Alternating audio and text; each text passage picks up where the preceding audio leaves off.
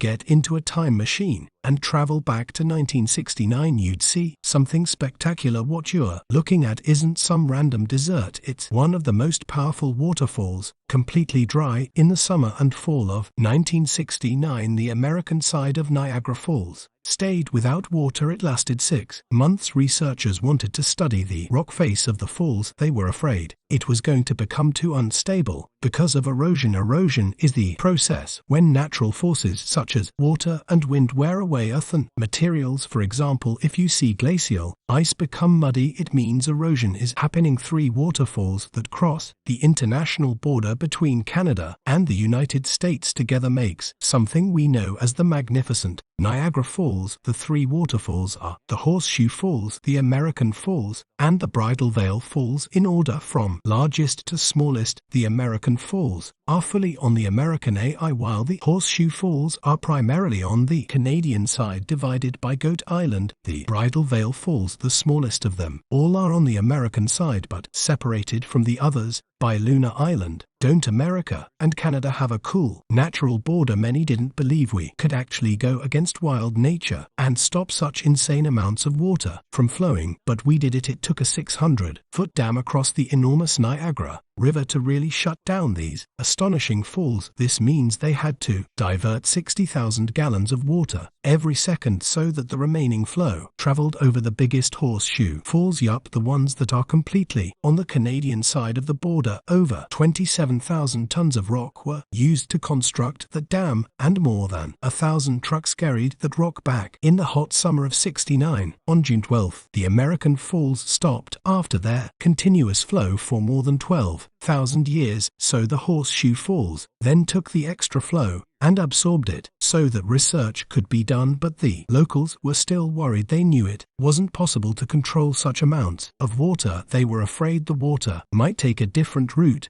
and cause a catastrophic flood. They were worried that tourists wouldn't come anymore if teams didn't manage to make the waterfall flow again the way it used to. But tourists kept coming even that summer, and they got a unique chance to see something no one had ever seen before. After during that period, there was even a temporary walkway built only 20 feet away from the edge of the now dry falls. It helped workers to clean the bottom of what used to be a river so tourists could go there and explore the wild landscape of the falls that was usually under the water, hostile and not accessible to visitors at all. As they were exploring the dried bottom of the falls, researchers stumbled upon millions of different coins people had thrown in the water over decades, maybe to make a wish or for some other purpose. Wow, Niagara Falls piggy bank. Well, they removed most of those coins. I wonder who got them. But in the past couple of decades, more and more tourists have been coming here. Imagine all the things they could find now. More coins, of course, but also lost cameras, Eric drones, cell phones and other things careless visitors could accidentally drop in the waterfalls. The idea of removing all the water and turning Niagara Falls into a desert proved to be possible, but it may need to be done again in 2020. The media reported that 2 pedestrian bridges in Niagara Falls needed to be either replaced or repaired. No wonder, since they are almost 120 years old. These bridges are located above the rapids. Experts discuss whether they should divert the water once again or not. People talk about Niagara Falls a lot, and some believe they are among the tallest waterfalls in the world, but the truth is they are not. They are famous, precious and breathtaking.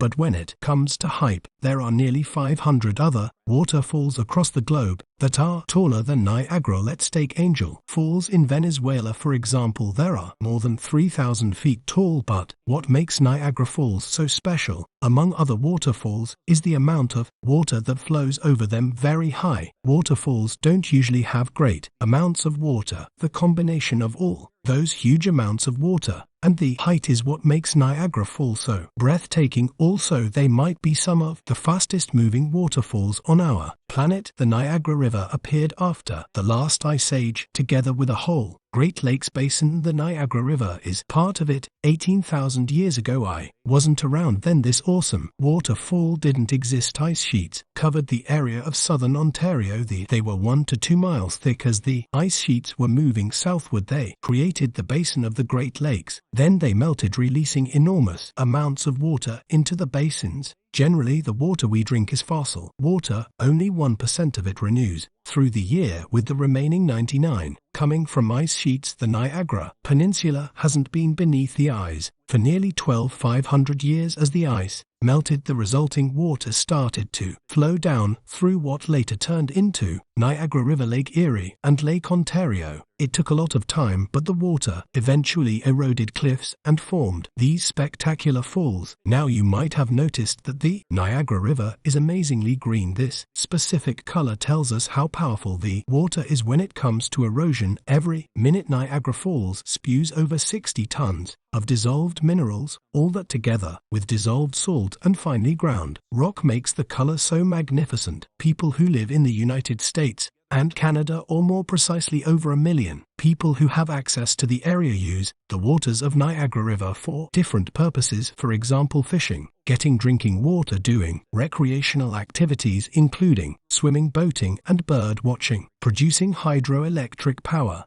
and so much more. Now, the first hydroelectric generating station in the world was built at the end of the 19th century, and it was right next to the falls. Pretty soon it started paying off because people were getting electricity from it. But this electricity could travel only 300 feet, so something needed to be improved there. Nikola Tesla was the one who took up the challenge and made the necessary changes. He discovered that electricity could travel long distances if an alternating current was used. Today, several Niagara Falls power plants provide over 2 million kilowatts of power. Okay, I'll tell you another interesting thing. 1969 wasn't the only time when Niagara Falls stopped. Back in 1848, the water didn't flow over the falls for up to 40 hours. Now, the falls were already very popular among tourists and a useful source of energy for local people, so no wonder they freaked out. Nature was to blame this time. Ice blocked the source of the Niagara River.